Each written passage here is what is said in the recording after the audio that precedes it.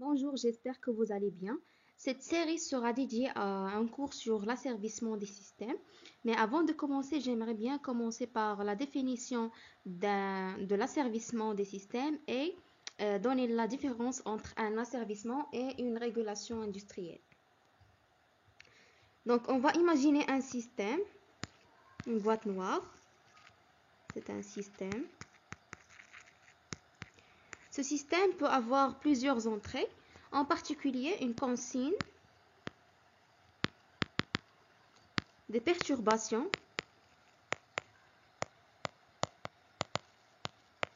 et une sortie.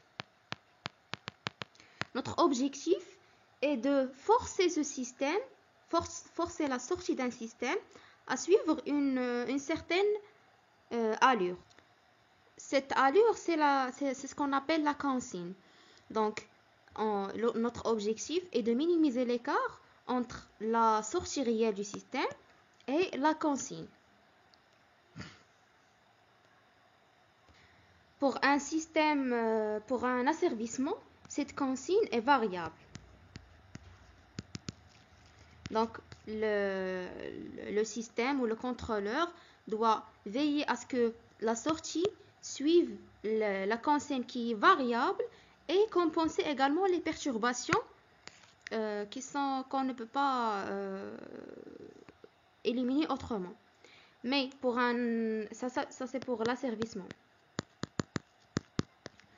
Pour une régulation, on a la même chose, un système, des perturbations, une sortie, une consigne. Contrairement à l'asservissement, pour la régulation industrielle, la consigne elle est constante.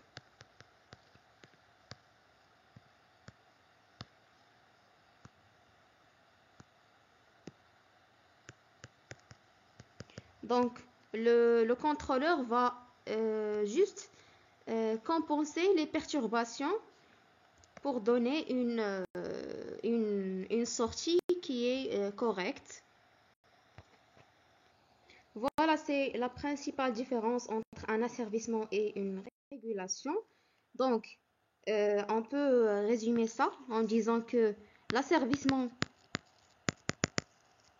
c'est un terme général et la régulation, c'est une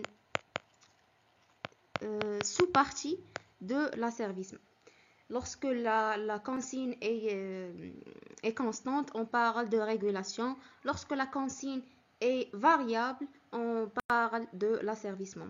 Voilà, c'est tout pour cette vidéo. J'espère que vous avez compris maintenant la différence entre asservissement et régulation et à la prochaine.